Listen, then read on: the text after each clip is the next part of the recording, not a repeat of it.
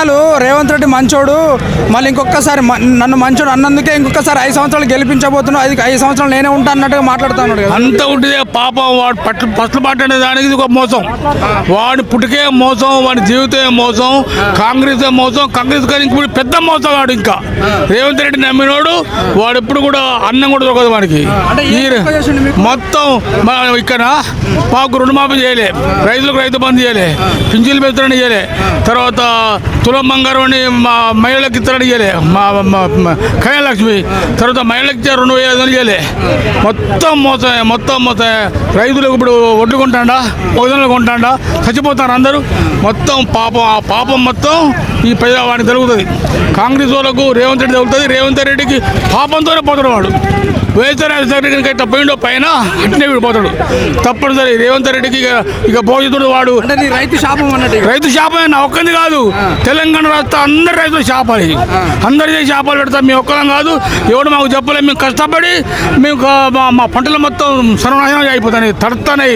రేట్లు లేక భూముల పాలు, భక్తుల పాలు, దొంగల పాలు అన్ని బాధపడతాను. కేసీఆర్ హయాంలో ఎలాంటి లబ్ధి పొందలేదు రైతులు, కాంగ్రెస్ హయాంలోనే రైతులు లబ్ధి పొందలేదు. ఆ పాపం ఆయన కేసీఆర్ అనేటువంటి దేవుడు, ఆయన భగవంత స్వరూపుడు. ప్రతి ఒక్కరు ఆయన తలుచుకుంటారు. ఈ రాష్ట్రం మొత్తం, యావత్ తెలంగాణ రాష్ట్రం మొత్తం కేసీఆర్ తలుచుకోలేడు. చిన్నోడు, పెద్దోడు, ముసలోడు, ముడిగాడు, హరిజనులు, గిరిజనులు, బడుగు బలహీన వర్గాలు అందరూ కూడా కేసీఆర్ను ఒక దేవుని లెక్క చెబుతారు, దేవుని లెక్క మొక్కుతారు. ఈ యొక్క దీవెనే ఆయనకు. ఆయన ఇప్పుడు ఎప్పుడు చచ్చిపోవాలి కేసీఆర్, ఆయనకున్న ఆరోగ్య రీత్యా. కానీ ఈ యొక్క రైతుల దీవెనతోని, ప్రజల దీవెనతోని ఆయన ఇంకా 20 ఏళ్ళు బతికి ఈ తెలంగాణ ప్రజలకు మంచిగా సేవ చేస్తాడు. ఈ రేవంత్ రెడ్డి చెప్పేటి మొత్తం అన్ని మాటలే. నీ అనుభవంలో ఎందరో ముఖ్యమంత్రులు చూసి ఉంటావు కదా. సో రైతుల పట్ల ఆలోచించిన నాయకుడు అంటే ఎవరు ఆలోచించి ఉంటాడు? కేసీఆర్ ఆలోచించిండు. కేసీఆర్ లాంటి ముఖ్యమంత్రిని చూడలేదు, రేవంత్ రెడ్డి ముఖ్యమంత్రిని చూడలే.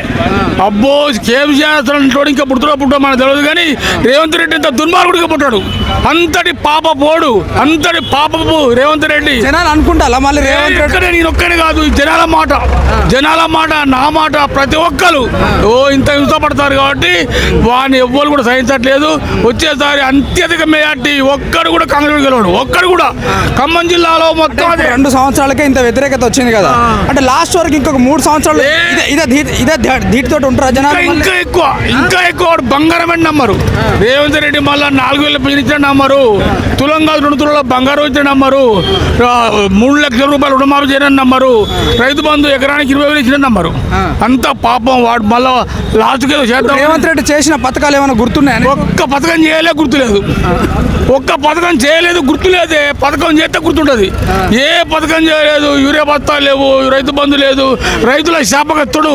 కేసీఆర్ హయాంలో మీ రైతులు ఎట్లున్నారే? మీరు రైతులు మాకు మందు బస్తాలు దొరికే, యూరియా దొరికే, వర్షాలు మంచిగా పడే, కరెంటు మంచిగా ఉండే, అన్నిటికీ రేట్లు ఉండే, మంచిగా ప్రజలందరూ సస్యామలంగా ఉండే, కరెంటు రైతులు ఇంటికాడ ఇంజన్ పెట్టుకునేది. నీళ్ళు తీసుకొచ్చిందే నేను, కరెంట్ తీసుకొచ్చిందే నేను అన్నట్టుగా మాట్లాడతాను. మంచినీళ్ళు కేసీఆరే, కరెంటు కేసీఆరే, కాలువలు కేసీఆరే, చెరువులు నింపుడు కేసీఆరే.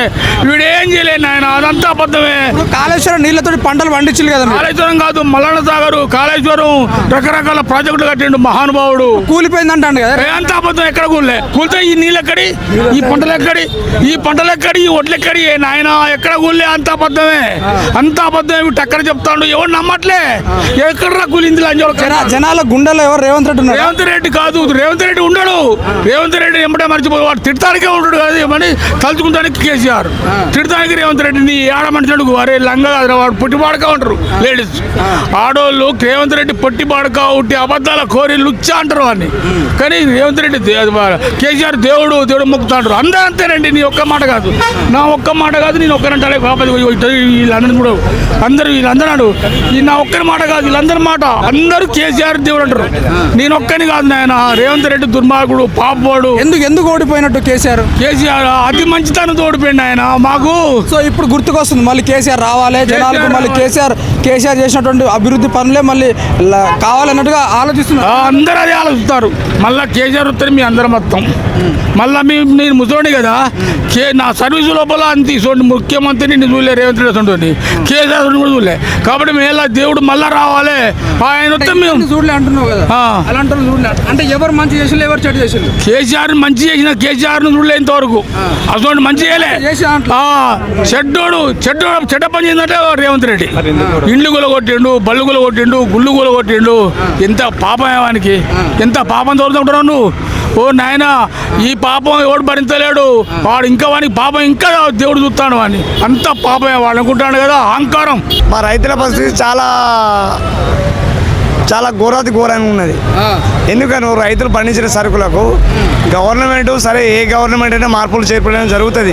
ఈ గవర్నమెంట్ ఉన్న పొజిషన్లో రైతులు సహకరించాలి, రైతులకు గిట్టుబాటు ధరలు ఇవ్వాలి, రైతులు అమ్ముకునే ప్రతి పంటకు సుతా సరైన గిట్టుబాటు ధరలు ఇవ్వాలి.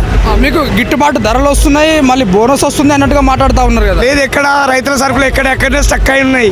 చూడండి, ప్రతి మార్కెట్ చూడండి మీరు పోయి. సరే, మేము చెప్పడం కాదు, నేను చెప్తే పరోక్షంగా ప్రత్యేకంగా అనుకోవచ్చు. నేను చెప్పడం కాకుండా మీరు పోయి ఎక్కడ చూసినా ఇవాళ ప్రతి మార్కెట్లో, ప్రతి సెంటర్లో కావచ్చు, ఏ ఐక్యప్ సంఘాలు కావచ్చు, సొసైటీ సంఘాలు కావచ్చు, సరుకులు అనేది ఎక్కడెక్కడ స్టక్ అయి ఉన్నాయి. రైతులకు ప్రతిదీ ఒక బాధ పెడతారు ఈ గవర్నమెంట్. ఏంది, రైతులు పండించిన సరుకును సకాలంలో కొనుగోలు చేసి దించుకోవాల్సిన బాధ్యతలు ఈ గవర్నమెంట్ బాధ్యతలు. సకాలంలో రైతులకు దించుకోని క్రమంలో రైతులు రోడెక్కవలసి వస్తుంది. మీ అసలు మీడియా వాళ్ళు ప్రతిదీ ప్రశ్నించవలసిన సమయాలు. అయితే రైతు పరంగా మీరు న్యాయబద్ధంగా మీరు మా వైపునో మీ వైపునైనా మీరు అడిగేది జవాబు కరెక్ట్, క్వశ్చన్ బరాబరి. నేను చెప్పేది ఏంటంటే రైతుల పరంగా న్యాయం జరగాలని నేను కోరుకుంటాను. అంటే ఎట్లుండే పోయిన గవర్నమెంట్తో ఈ గవర్నమెంట్ పోల్చుకుంటే ఆ గవర్నమెంట్ బాగుండేనా, ఈ గవర్నమెంట్ ఓకే? అయితే ఆ గవర్నమెంట్ ఉన్నప్పుడు సుధా ఈ గవర్నమెంట్ ఆ గవర్నమెంట్ కాదు. ఏ గవర్నమెంట్ ఉన్నా పండించిన పంటలు అయితే కొనేది గవర్నమెంట్ బాధ్యత కాబట్టి కొనట్లేదు. అది మా బాధ్యత, మా బాధలు. ఓకే, మీరు ఎక్కడి నుంచి వచ్చి పెద్దనా? ఇది ఒక్కటే కొండూరే, కొండూరు ఆయన మాట్లాడడానికి అంతేగా.